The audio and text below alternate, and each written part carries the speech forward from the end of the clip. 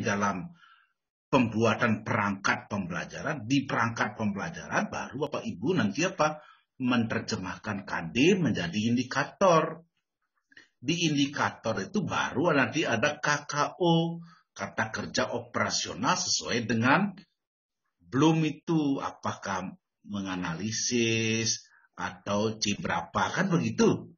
Nah, di sana arahnya. Nah, di sini Ibu tinggal mencari apa model pembelajaran apa yang mendukung peningkatan hasil belajar. Kajilah secara teori, kajilah secara empirik, eksplorlah dengan wawancara. Kan begitu. Dari 3 kajian itu, dari hasil eksplorasi ketiga Ibu itu, secara teoretik, secara empiris, dan wawancara, akhirnya ketemu. Oh, ini benang merahnya. Nah, sehingga Ibu lalu analisis, sesuaikan dengan kondisi lapangan Ibu di sekolah. Oh, ini yang saya terapkan nanti. Nanti perangkat pembelajaran yang dibuat sesuaikan dengan apa yang sudah Ibu analisis. Kan begitu. Nah, ini dulu. Di sana saya ingin sampaikan dulu benang merahnya. Sehingga nanti tidak ada berpikir, mengapa kok seperti ini? Gitu. Nih, itu benang merahnya seperti sana. Nah, sebenarnya yang ingin saya sampaikan kepada Bapak Ibu semua adalah kajian teoritis yang rasanya kurang mendukung apa yang menjadi hasil penyelesaian penyebab akar permasalahan itu, rasanya dibuang saja itu.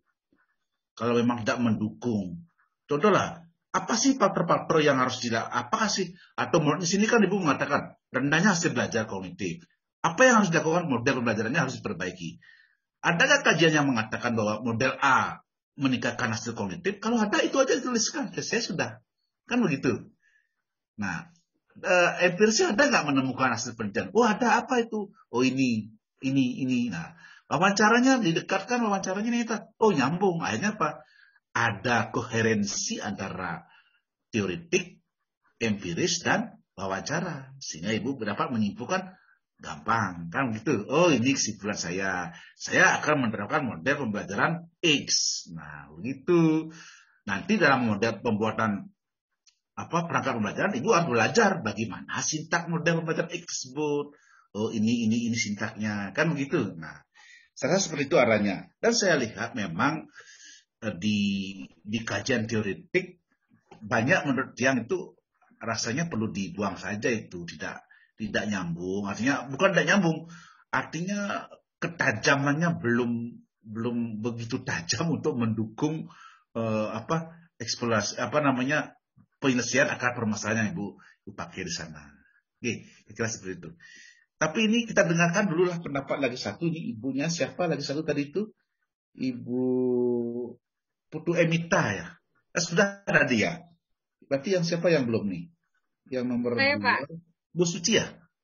Iya. Oh ya, Bu Suci. Silakan Bu. Kita dengarkan dulu lah. Siapa tahu nanti ada hal baru yang kita temukan di sana. Silakan Bu. Sudah diborong semua, Pak. Diborong semua. Tapi tidak apa-apa lah, silakan Bu. Silakan. Oke, makasih Pak. Untuk Ibu Ari Yunita, ini sudah bagus sekali sebenarnya pekerjaan Ibu. Ibu juga sudah sampai berpikir untuk menyimpulkan dari kajian teori, kemudian dari wawancara sudah Ibu simpulkan. Tadi beberapa yang ingin saya tanyakan juga sudah disampaikan oleh Bu Emita. Yang tadi untuk penulisan jurnal itu Bu, jangan saja langsung ditulis alamat ininya. Pengarangnya itu juga harus diisi. Kemudian tadi Bapaknya sudah mengatakan bahwa beberapa hal yang tidak sesuai dengan kajian literatur yang tidak sesuai itu dibuang aja gitu. Itu aja Pak rasanya. Semua sudah dibahas tadi sama Bapaknya sedang panjang lebar. Bu Ari Yunita kita tanggapan silakan Bu. Iya, semua Bu Suci atas sarannya dan juga Bu Emita. Untuk Pak Gede, berarti di sini Tiang nggak usah menampilkan C berapa yang ingin Tiang kaji dalam rendahnya hasil belajar kognitif, begitu berarti ya. Karena kemarin Tiang juga berpikir sama seperti yang Pak Gede bilang, tidak ada unsur C1, C2, C3-nya itu, tapi nanti di pengembangan perangkat ajar kita yang memikirkan di lapangan seperti apa. Tapi kemarin karena saran dari Bapak Warteng ya, jadi tiang ya berusaha menyisipkan biar ada C1 C2-nya begitu. Terima kasih Pak Dedi. Kalau menurut saya sih seperti itu ya, karena kalau kita definisikan konsep rendahnya hasil belajar kognitif itu artinya apa? Rendahnya hasil belajar pengetahuannya gitu. Apa yang perlu dilakukan? Oh, Ibu kan menawarkan model pembelajaran yang digunakan harus inovatif. Kan begitu. Teori apa yang mendukung? Oh, teori-teori ini yang mendukung. Apa kajian empiris yang mendukung? Oh, ini. Nah, sehingga Ibu bisa memilih nanti. Dari eksplorasi Ibu, itu bisa memilih, oh, model pembelajaran inovatif yang saya gunakan adalah bla, bla, bla, bla, bla. Kan gitu. Nah, inilah kita sebut dengan pola berpikir berbalik, Bu. Gitu. Sehingga kita lebih mudah untuk menyelesaikan tugas-tugas kita. Sama seperti membuat soal lah, Bu. Kalau membuat soal sekarang guru-guru kan cerdas. Soal dulu dibuat baru indikator, kan begitu. Nah, terbalik di kerja. Apalagi tadi saya dengar ibu-ibunya semuanya ini naik sepeda motornya cepat-cepatan semua ini. Ya, semua sistem ngebut begitu. Kan bilang begitu ya, saya ngebut tadi buatnya ini Pak gitu. Jadi artinya cepat-cepat buatannya gitu. Nah, apalagi seperti itu, pola pikir terbalik ini perlu kira-kira dipakai. Gitu. Kira-kira seperti dulu, ada teman-teman yang lain mau memberikan komentar, silakan Bapak Ibu yang lain. Kalau ada. Oh, Bu Emita, lagi silakan. Baik Pak, kebetulan saya kan juga mengambil rendahnya hasil belajar kognitif siswa. Di sini saya mau bertanya lagi Pak, kan di hasil eksplorasinya itu kan kita sudah menawarkan berbagai jenis model belajar yang nantinya dapat meningkatkan hasil belajar kan gitu nggih. Jadinya di solusi itu nanti di solusi kan sudah ini kan sudah saya cocokkan juga dengan hasil wawancara. Itu dapatnya nanti PBL Pak.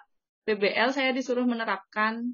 Terus di kajian teori juga sama, kajian empirisnya juga itu dapat banyak, itu PBL dapat meningkatkan hasil belajar siswa. Jadi nanti di analisisnya itu bisa buatnya PBL aja satu Pak, di analisis alternatif solusinya. Ya, kalau di sini kan ini kita kan belum mengambil keputusan ya, kan belum ya. Gitu. Oh, kan belum mengambil keputusan ya. Ini kan baru analisisnya kan begitu. Artinya kan begini ya. Kita kan mengeksplorasi sebanyak-banyaknya. Dari eksplorasi itu kita analisis kemudian, oh ini baik, ini kekurangannya ini, oh ini kebaikannya ini, oh ini kelemahannya ini. Ini kan analisisnya. Nah, setelah kita menganalisis, sama seperti gini Bu, kita melihat orang, oh ini kata-katanya bagus, penampilannya bagus, oh ini senyumannya manis, kan gitu. Itu kan baru analisis kita. Saya belum memutuskan saya tembak apa enggak ya kan gitu. Ini kita belum memutuskan gitu. Itu rasanya boleh-boleh saja kan analisis kita kan gitu ya. Oh nggih Pak. Nggih sudah jelas ya. Ada lagi yang lain Bapak Ibu? Silakan. Ini waktunya juga pas sekali dari Bu Aryunita, sudah 30 menit. Jika tidak ada, kita lanjutkan dengan yang terakhir ya. Yang terakhir ini adalah Bu Putu Lilis Luciani ya. Luciani. Maaf. Iya Pak. Oke, silakan Ibu Aryunita, terima kasih atas sharingnya. Ibu bisa sudah exit ya. Silakan Ibu Putu. Nanti yang memberikan komentar adalah Bu Made Deti dan Bu Nyoman Widyari. Silakan. Yang izin share Pak. Silakan Ibu.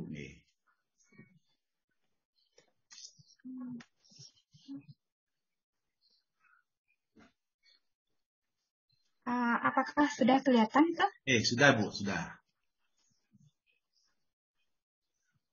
Sebentar.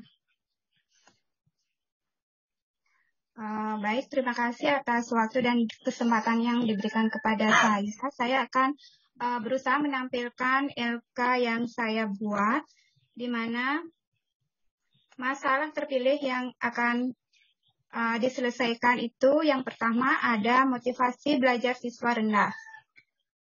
Akar penyebab masalahnya itu adalah karena model pembelajaran yang monoton dan kurangnya pelibatan media pembelajaran.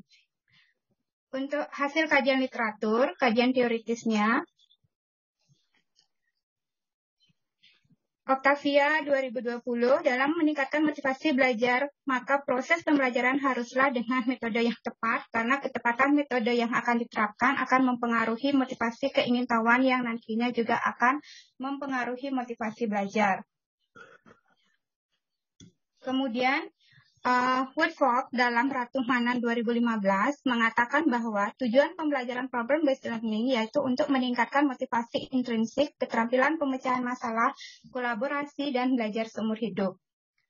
Selanjutnya, menurut Ngalimun dan kawan-kawan 2018 mengatakan bahwa model pembelajaran problem-based learning dapat memunculkan pernyataan seperti apa yang dimaksud dengan, mengapa bisa terjadi, bagaimana mengetahuinya, dan seterusnya yang dapat membuat motivasi intrinsik siswa untuk belajar akan tumbuh.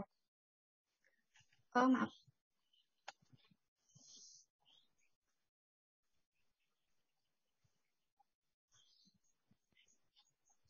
Kemudian selanjutnya dari Suralaga 2020 menyatakan agar guru menciptakan atmosfer kelas di mana murid dapat termotivasi secara intrinsik untuk belajar dengan memberi murid beberapa pilihan sumber dan cara belajar, serta memberi banyak kesempatan untuk tanggung jawab personal akan meningkatkan motivasi intrinsik peserta didik.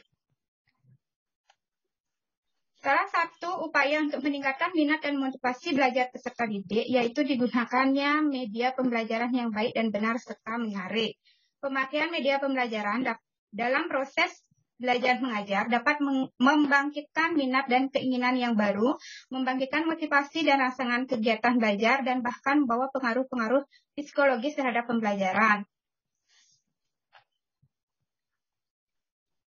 Jenis media yang bisa dipilih, dikembangkan, dan dimanfaatkan sesuai dengan kondisi, waktu, biaya, maupun tujuan pembelajaran yang dikehendaki. Setiap jenis media memiliki karakteristik tertentu yang perlu kita pahami, sehingga kita dapat memilih media yang sesuai dengan kebutuhan dan kondisi yang ada di lapangan. Itu menurut Wiratmojo dan Sasono Harjo 2002.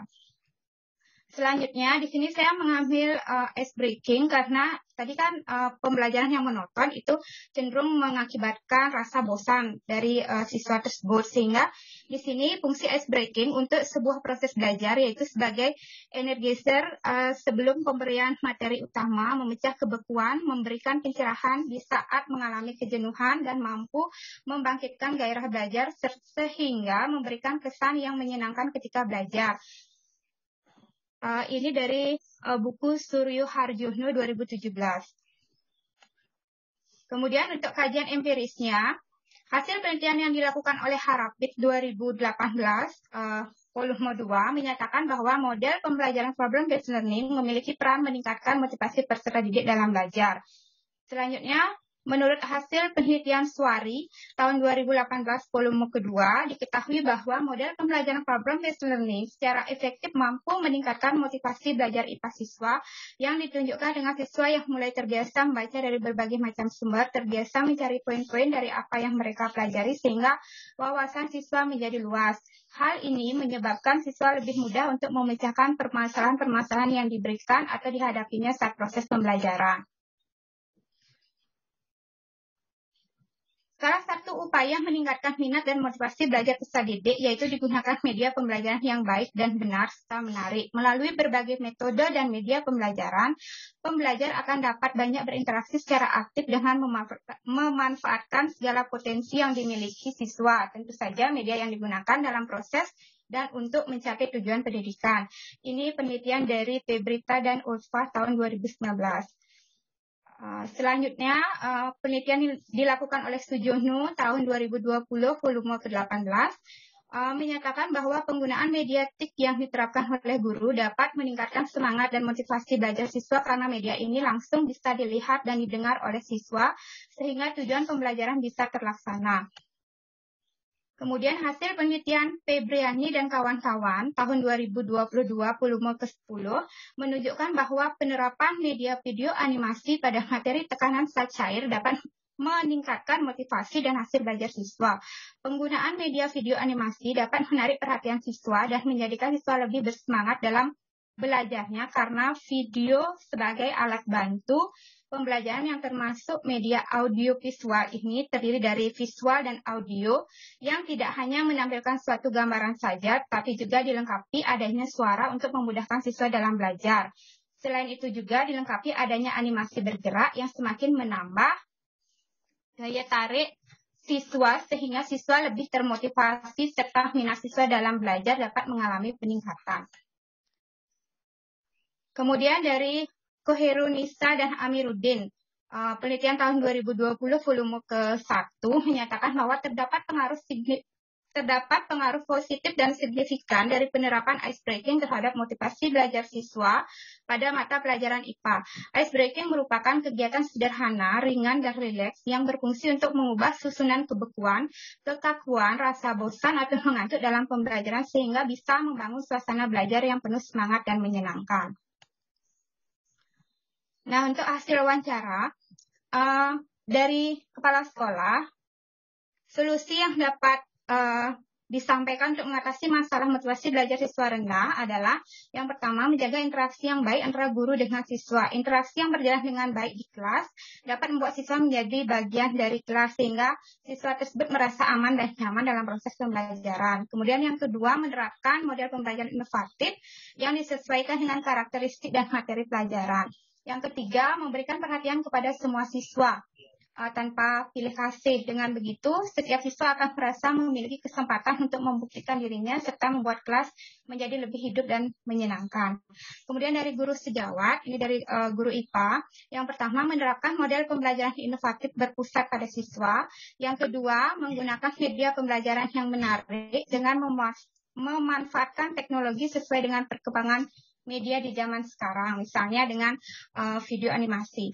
Kemudian yang ketiga, menciptakan suasana kelas yang menyenangkan dengan kegiatan ice breaking. Seorang guru harus peka ketika melihat gejala yang menunjukkan bahwa siswa sudah tidak dapat berkonsentrasi lagi dengan melakukan ice breaking agar siswa menjadi segar dan berkonsentrasi kembali. Ice breaking bisa berupa yel-yel, tepuk tangan, menyanyi, lagu, gerak anggota badan maupun dengan games. Kemudian dari pakar pendidikan, dari dosen, yang pertama itu dapat menerapkan pembelajaran yang memacu siswa untuk berani berpendapat. Kemudian hargai apapun yang mereka ungkapkan. Kemudian yang kedua, menggunakan metode variatif. Guru perlu menyadari bahwa siswa dalam satu kelas itu memiliki gaya belajar yang berbeda-beda. Oleh karena itu, untuk mengakomodir semua siswa belajar dengan latar belakang yang berbeda, guru dapat menggunakan metode yang bervariasi. Kemudian yang ketiga, membangkitkan rasa penasaran siswa. Guru bisa memulai dengan membahas tren yang sedang berkembang di masyarakat meskipun itu aneh, unik, dan tidak biasa. Adapun analisis alternatif solusi berdasarkan kajian literatur dan hasil wawancara yang sudah dilakukan, dapat disimpulkan bahwa alternatif solusi dari masalah motivasi belajar siswa yang rendah adalah pertama, menerapkan model pembelajaran problem-based learning, khususnya dalam pembelajaran sains atau IPA. Kelebihannya di sini, model pembelajaran problem-based learning itu dapat menantang kemampuan siswa serta memberikan kepuasan untuk menemukan pengetahuan baru bagi siswa. Kemudian dapat